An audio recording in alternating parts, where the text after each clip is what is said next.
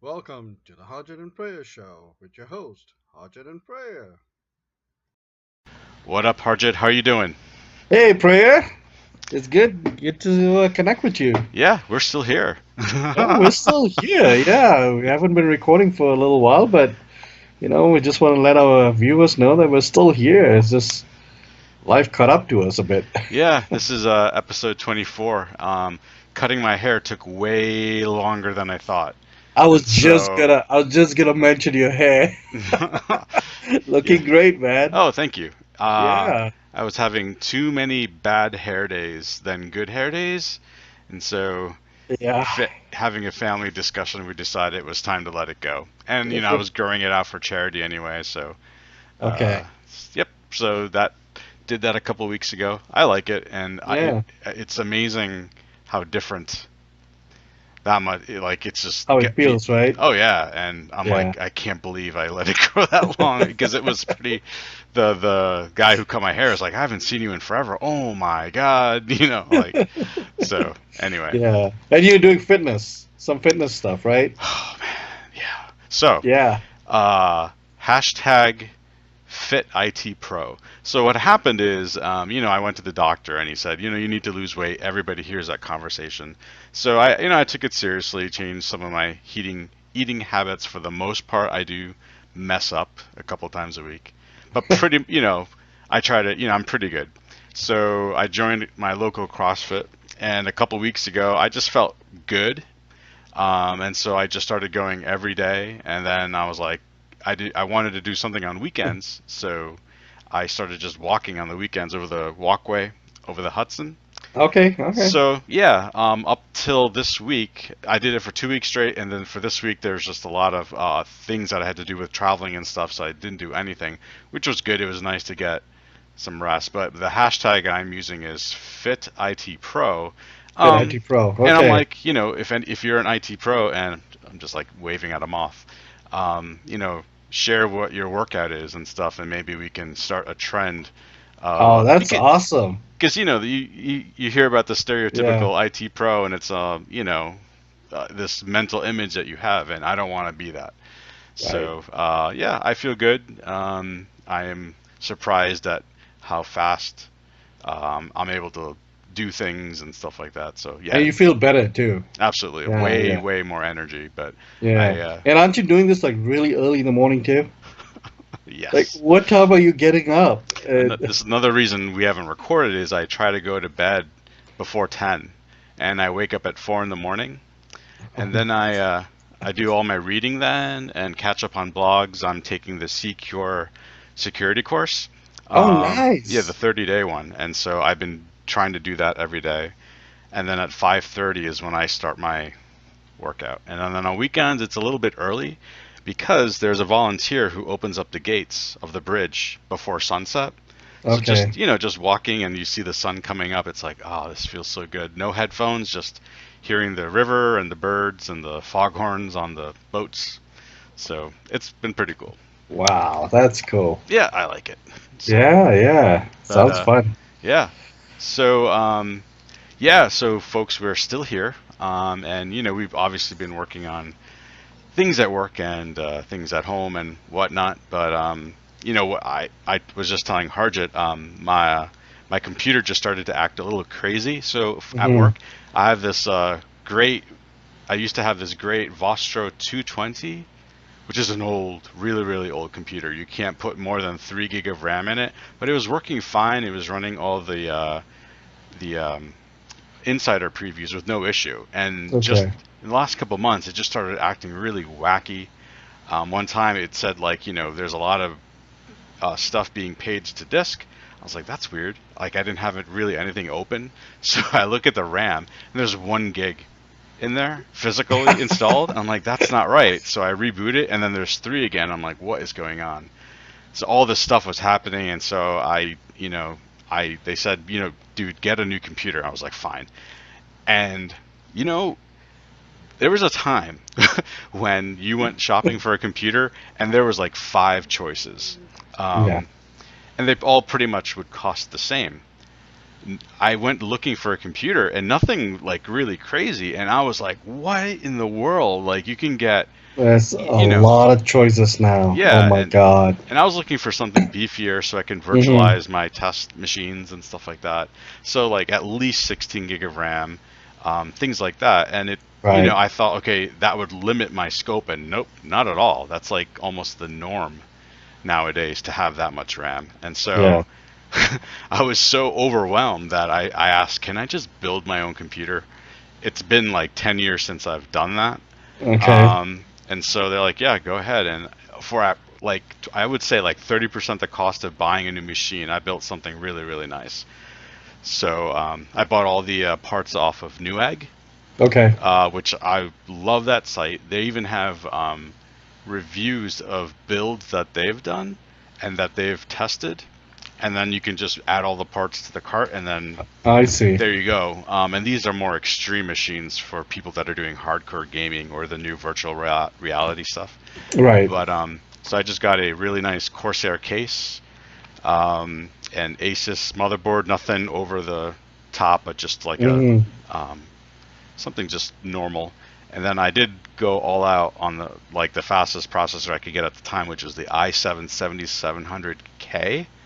There was one above it, but it didn't make sense for me to buy it. And now there's of course the Extreme, which Yeah. is that nonsense, like 16 cores or something like that. Yeah. Something So like that. Yeah. this was more than enough. Loaded it up with some RAM, a hard drive, and I am very happy with this thing. It did. I was like, there's all these new interfaces on the thing. I'm like, what is this cable? Like, what on? I don't even know what this is. And the CPU is just a little bit bigger than a quarter, right? Yeah. But the fan on top of it is It's is massive. humongous. I'm like, when I open it up, I'm like, oh, they sent me the wrong thing. And then I'm like, wait a minute, no, this is really it. Um, but it's super quiet, which was important to me. And I hit the button, and within a couple seconds, I'm at the prompt for my pin. So That is fast. yeah, Wow. it's pretty Mm. ridiculous. So I'm very Yeah. pleased. I didn't expect it to perform this well, so I'm very happy with it. Oh wow. I Yeah. haven't built a computer probably over 10 years. I mean, I remember buying a case and with a clear side, and I had the lights and all that fun stuff, and That's cool. and yeah, it was it was like a showcase piece, and I don't know what happened to it.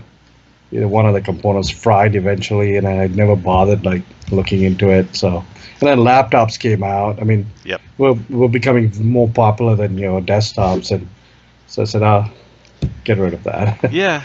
Yeah, I was thinking about maybe just getting like a Surface Pro because you can dock them with dual displays. yeah, But I was, I thought, well, you can't upgrade that, you and can't. so I Yeah. thought, you know what, this would be maybe a better long-term investment Hmm. for the company. That way, if I need more RAM, I just buy a DIMM. If I need to replace or add more storage, very easy to do. Hmm. So, But but you are looking for a laptop for yourself, though. I am. I was asking you for your advice on Yeah, that. So, yeah, yeah, I'm looking to get something just very. I'm not going to use it for workloads or anything like that, but just more yeah, like something I can watch read all my blogs on, watch all the various, security videos and yep, Windows videos, all that kind of stuff. yeah, Something that isn't as beefy as my T530 Lenovo. So, yeah, and so immediately I think of like a MacBook Air or even just the MacBook because it's so thin and light. But right, my thoughts on Apple recently. yeah. So Well, if you're gonna go that route, then you got the Surface laptop. that does The look. new and shiny one, right? Hmm. And I got a chance to look at it at a Microsoft store. I was at one recently. I'm telling you, that thing is really impressive. The screen is super thin. Like I'm like blown away, like how thin that is, and how, and get it. It's like crisp, it's clear, and it's Cool. fast. Yeah. Did you So actually get to use it? yeah, I was playing around with it and Okay. stuff. Yeah, it was pretty decent. Yeah. So did it So it's have like, Windows S on it or Pro? I, I don't know. Okay. I It's just it's clicked around and stuff. Like I wasn't there very long, but okay. yeah, Cool. yeah. But That's a good question, actually. Well, if you didn't Uh, notice the difference, that's interesting. I didn't So, actually. Yeah.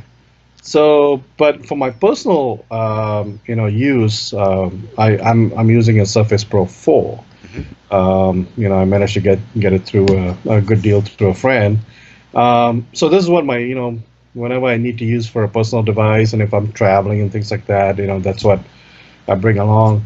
For work, I have a Dell XPS 13, and that thing is also pretty small, pretty light, pretty thin, and it's plugged into a dock with, two screens, and I'm running Okay. all of that at the same time. So it's that's pretty awesome. Yeah. Again, I'm overwhelmed with all all Yeah. the options out there. And you have the Uh, Lenovo's too, right? The Lenovo's are pretty good. The Yogas, and they got so many variations of that now too. Absolutely. So I have a Surface 3 that I use for email, for OneNote, and simple web browsing. I'm yeah, very happy with that. So I'm not necessarily looking for a tablet, but yeah, more like a laptop that, yeah, when I want to focus on work stuff, um, right. on my own, then this is what I want to Well, use. I gotta So, tell you, the one hindrance of my Surface Pro 4 is the keyboard. And I really? just, well, yeah, it's because I find it that I like to sit on my lazy boy, I have the TV on while I'm doing my stuff, Okay. and I just can't do it with this keyboard on my lap. I Okay. find it a bit soft, right? Okay. Yeah, and you can do it, but it's just that I prefer something a little bit more rigid, and that's where the Surface laptop comes in, right? That's Yeah. Because it's that- hinged to the screen. yeah, yeah, Yeah. and it's really like a traditional laptop. I get And it. yeah, Yep. I think I know what you mean because I have the keyboard with the Surface 3, and although it's smaller than yeah. yours, I mean when it's on your lap, it's like it's bouncing It's around, it's and a little soft. Yeah. so it's good for what it's for. But yeah, I get it. Yeah. Interesting. Yeah. Yeah. So like, if people have opinions, I would love to hear what they are. I think at the moment I'm leaning towards the yoga Oh because yeah, yeah, that's a good so one. many people so far have mentioned like that is just a really Yeah. I'm almost looking for a consumer laptop because this would I just almost got so that one actually oh cool. a while back. I almost that was one of my choices that I was when I was looking for one. And one of the good places actually to do this is actually to go to like a Best Buy. Yes. Just wander around and just start playing with some of these and just move them around, and you can get to check out the sizes and things like that. Then you scope it up online Got it. for better I deals. love going to Best Buy and like asking the guys questions. Yeah. The actually like the best time, yeah, like it was like during Christmas, and I was my wife was shopping or something, and I was at Best Buy with my daughter, and so I'm having fun asking this dude all these questions, and it's like completely off, like Yeah. what did I say? I asked him like, can I still get those machines with centrinos in them? Like, I hear that they're really, you can do a lot with that. Or am I okay with a Pentium? He's like, oh, just stick with the Pentium, man. Like, you're gonna be fine.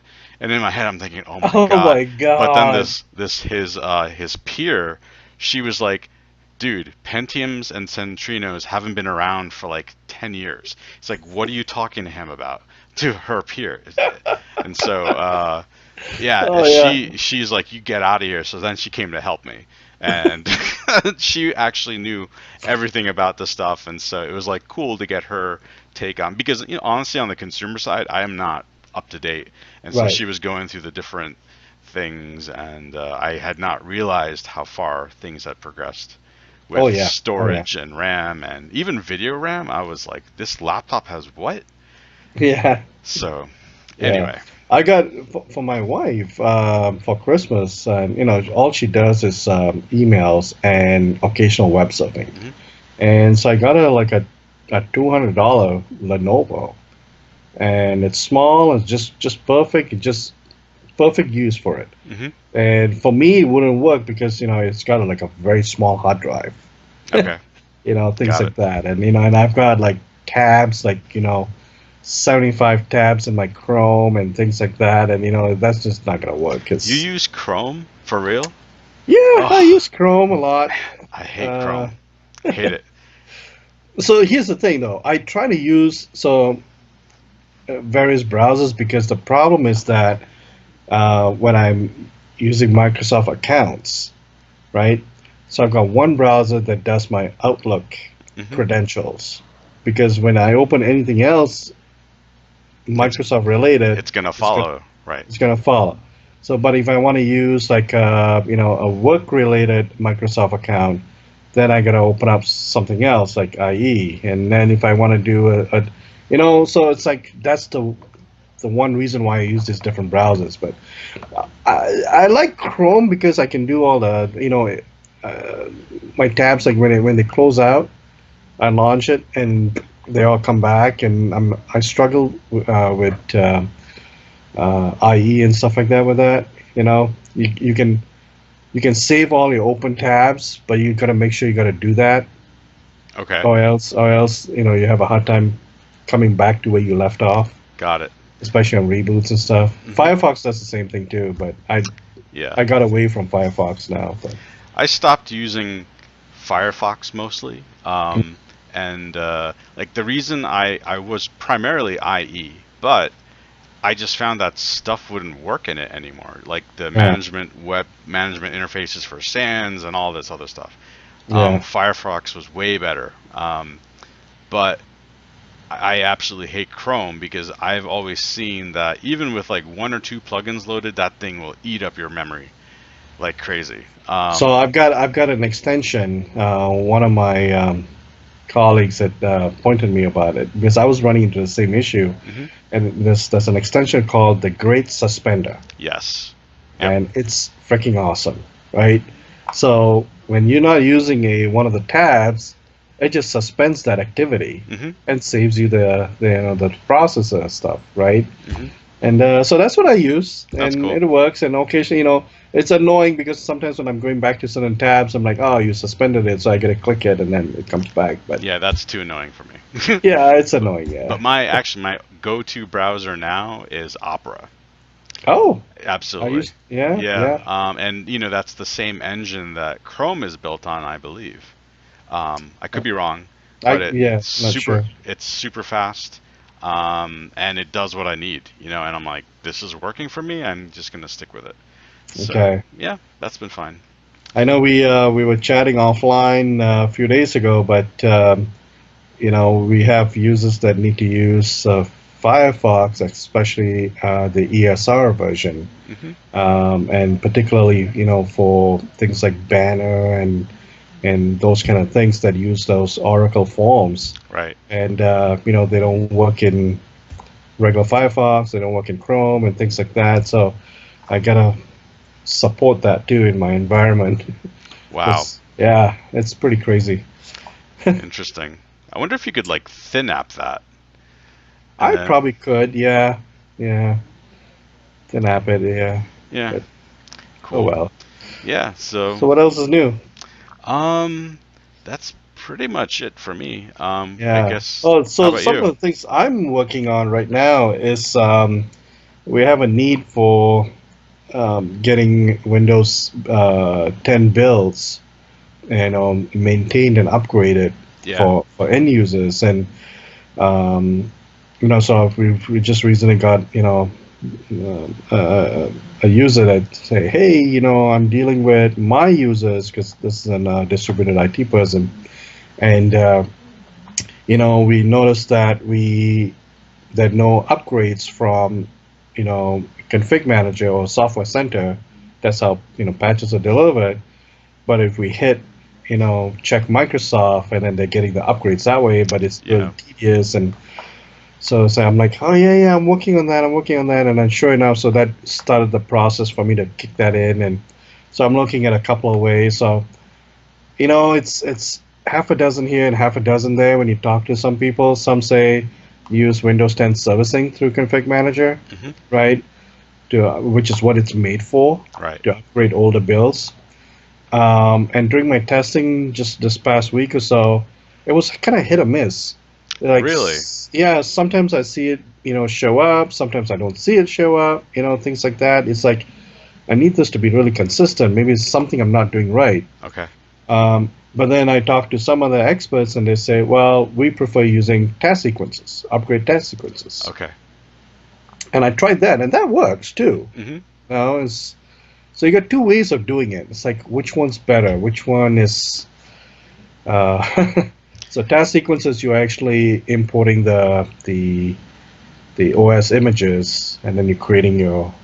But Windows 10 servicing is more like an update, Right. software update. Yeah. Interesting. And so even with the task sequences, you still preserve all the user settings, and that's part of the task sequence is to capture Right, all that. And right. So when you're man, creating a task sequence, it gives you some options. You got, I can't remember what they are, but one of them is upgrade task sequence. okay. So you just have Yep. like bare minimum, Mhm. and you're in the task sequence when you see it. I tested it; it seemed to be doing what it's supposed to do, Yeah. you know. Cool. But from a blog, I think I can't remember whose blog it was, but someone said, depending on the version, whether it's 1607 or whether it's going to 1607, which is already outdated now, but or 1607 or 1703, you may have to include drivers because it doesn't see some of the drivers, even though you're just doing an upgrade. Oh man. Yeah. So Yikes. yeah. You know, So wow. so the testing that I'm doing it all in virtual. Okay. I'm like, right. So I go up to the volume license site, and I pull down the old versions of Windows 10, right? Yep. The 1511s and the so that I can build old systems in VM, Right. take snapshots, and try to see whether are you seeing the stuff from Config Manager or not. And Yeah. it's a very tedious process. Yeah. It is definitely. Even just Yeah. OS building is Yeah. so, I would say probably the initial testing of like a new version of MDT or a brand new ISO for whatever build. That's like the hardest part. Like once that's done, all the task sequences that have to be in place, and they just work. Right. But I hate the part where you initially bring up the OS, and then if you forget to take that first snapshot before anything happens, then you're like, oh, like you don't have that clean. Right. You got to start again. Yeah. Yeah, Yeah. it's Yeah. like, oh, I've done that a few times. I'm like, oh my goodness, like why? But Yeah. no, now Well, I've because it's trying to kick in all the updates and stuff, right? The store, and exactly. then you can do sysprep, right? Yep. Yeah, I ran into that too just recently. I was like, oh, Yeah, it's crazy. But anyway, cool.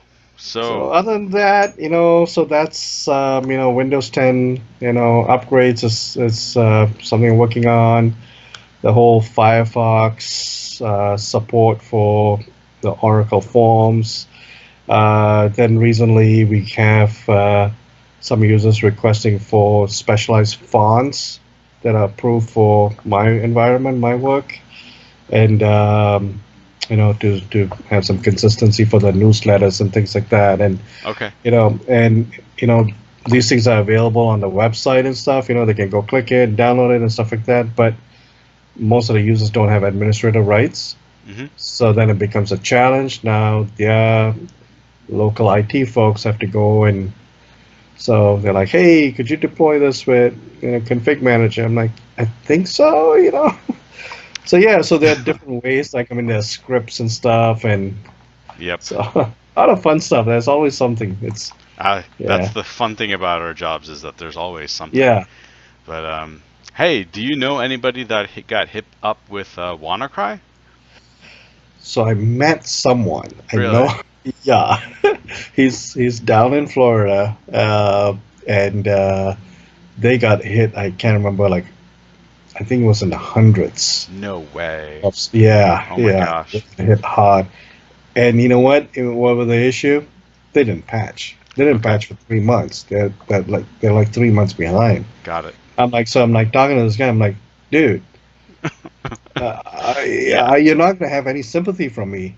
This is Yeah. I hate to say this, but you guys deserve it.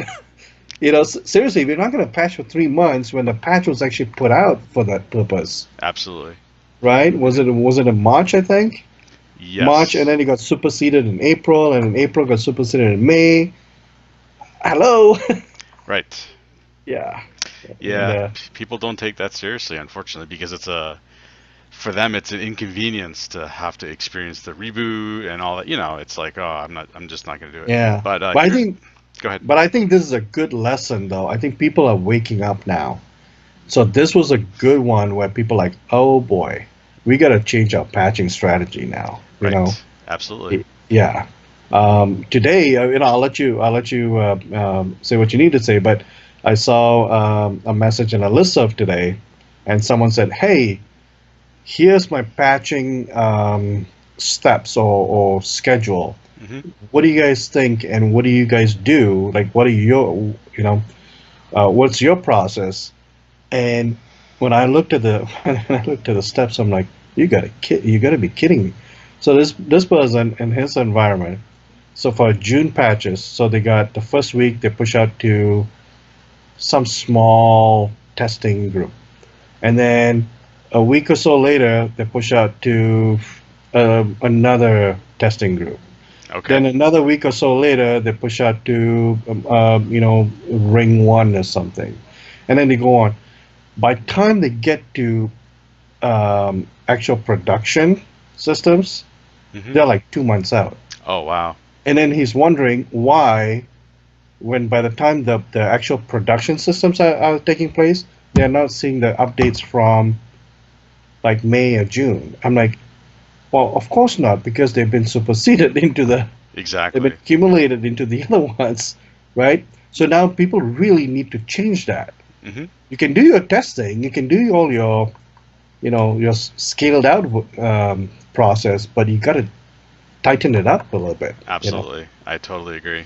Yeah. Um, we're a Cisco partner, and so they gave their timeline of WannaCry, and even before it hit the wild, if you were a part of Cisco Umbrella, which they bought OpenDNS some time ago, and they're rebranding it as this thing called Umbrella, and so basically you reconfigure your entire DNS infrastructure so that it's actually resolving everything from these cloud servers, DNS servers, Hmm. and it does your filtering. And so even before WannaCry was an issue, this DNS service was blocking any IP that they knew was associated with WannaCry, Oh because wow. they knew through all these different mechanisms that there's something out there that could happen. And so your computer could get the WannaCry code on it, but if when it tried to hit any of the command servers, it would be blocked, and then you would get a notice like, "Hey, this thing is trying to do something." So it's all about layers. You have your patches on, you have Yeah. the Yeah. local software on the machine itself, whatever you are using, and then also on the network layer, you should be doing different things. How does your DNS resolve? Do you have any content filtering in place? And stuff like that. And so Cisco, even before WannaCry was a thing, was already blocking it. That's So, awesome. yeah, and so it was Yeah. like, wow, that is really cool. So yeah. And speaking of that, the latest there's a new build out for insiders that came out a couple of days ago. Yep. I think it's 16226, somewhere along those lines. But in this build and the subsequent builds, SMB1 Turned off. Yeah. is turned off, which is good. Hmm. But the caveat is that it's only for new installs. So if you're Oh, doing upgrades, it's not. It's leaving it. that's curious. Well, I mean, you can fix that with a GPO. So, You can fix that. Yeah. so But at least they're doing something about it, right? absolutely. I'm a little irked they put out patches for XP. I mean, that's just like, you need to let this thing go. I mean, otherwise people are going to keep thinking when anything serious is out, Microsoft will still patch it. Yeah, Well, yeah. you did it last time. Why wouldn't you do it again? And I think they did it twice in this yes, there's been this two. last month or so, right? Yes. Yeah. So hope So I people. hope. Yeah, me too. I would like to see it just go away. You know, Yes. people people still want to use it. deal with it then. At your own risk. At your own risk. Yeah. Yeah. So yeah, so the new build, 16226, Yes, it's got 16226. yeah, it's got a lot of new stuff in it. I think a lot of Microsoft Edge features that have included, for example, tab closings control, more EPUB for reading, inking. What else? Lots of more emojis, I guess. They're calling it Wahoo. 5.0. Yeah. Um, touchscreen keyboard. I'm just like going through this really fast. What else? Refined handwriting and pen interactions. And you can track your GPU performance now. Oh, that's apparently, in your task Okay. task manager, which is pretty neat. hmm Some shell improvements. They've got. This is really interesting. Something about a calculator that has the currency converter feature now. Oh, nice. So I guess you can right in within it, you can convert US dollars to euros or yens or whatever, and it's all like built right into the calculator, which is pretty cool. That is nice. Yeah. There's some other stuff here. Yeah. So and then finally the improvement for IT pros is the SMB disabling and some Hyper-V stuff. Cool. So cool stuff. Yeah. New builds all the time. Love it. Nice. It's in a way, it's really cool, but it's also pretty challenging to keep up with it. I think they're coming out almost like on a weekly basis. Yes, it's been quite frequent. Yeah, so I've got a system or two that I use the insider builds to get all the new stuff really fast, and then I got some of my other stuff, that I'll just go with the regular mode, and Yeah, I get it. I'm finding that for my production system at work, if there's certain insider builds in the past, and there'll be like a driver issue with my hub, and then my monitors don't work right. Right. The displays are all so then you got to go hunt for a driver. If it's there, if it's not, then you're screwed. Then you gotta Yeah, I was running Insider fast ring on my production PC, the new one, and I took it off because something was happening with the Horizon View client, which I had 4.4 something something something. Okay. And this is what would happen is I would be in it, and then all of a sudden it would exit. I would get this pop-up saying Windows Explorer.exe has run out of RAM. One of the displays would go black, and then it would say display driver has crashed. I'm like, what the heck is happening? And so then I would reboot it, wouldn't come back. The only thing I could do to get my other display back was to install drivers for it, which is very, very bizarre. I would launch View client, after another like an hour, boom. Now if I just go back to the creators update, It's fine. It's completely fine. So, we did talk, there is a 4.5 client, which I now am running, and I'm like, maybe I should use that, but I'm like, you know what? I need this thing for work. I'll put the insider preview on something else. And then try the Horizon client on that. Yes. Right, yeah. Yeah, but multiple displays, something goes nutty with it. So Actually, we had that happen recently too. There's some users who complained about it. They were having the black screen issue when you're doing multiple. Yep. And I can't remember what the fix was. I think we told this person to actually use the new client. That's what we did. Cool. This user was using, I think 4.3 or whatever, 4.2, whatever that previous version was. Mm-hmm. And they were having that issue. We said, hey, why don't you try this? Got it. And then that was fine. So, yeah. And speaking of Horizon, that's another project I've been working on, because we got a View Horizon environment, and And so we've been upgrading. Last week we started upgrading to the 7.1 version, Cool. and so there's a lot of like infrastructure stuff to do. And the funniest thing is, about 2 days after we started the 7.1, 7.2 got released. Oh, no way. That's funny.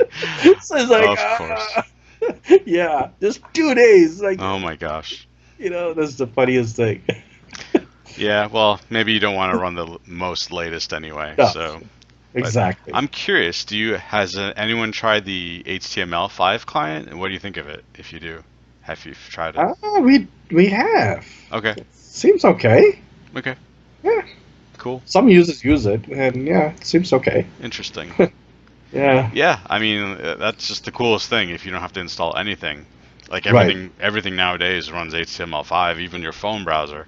So Yeah. it's Exactly. it's an interesting place we are in the world. If It's amazing, man. It's like wow. PC in a web browser, cool stuff. So Anyway, what else? So I guess Ignite is coming up pretty soon. It's like in less than just around the 90-day mark, which is 3 months.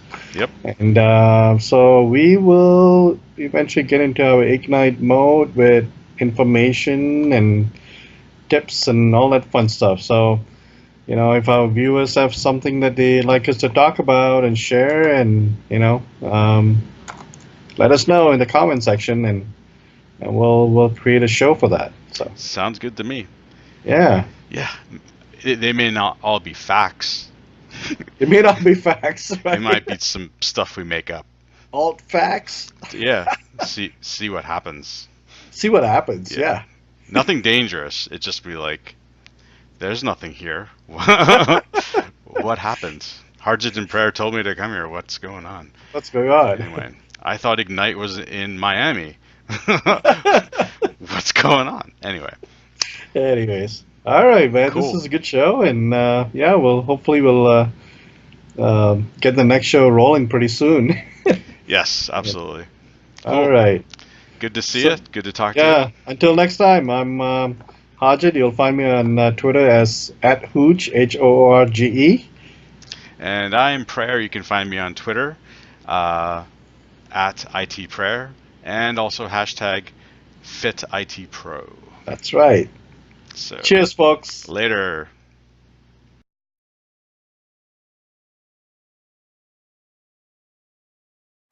Bork, bork, bork.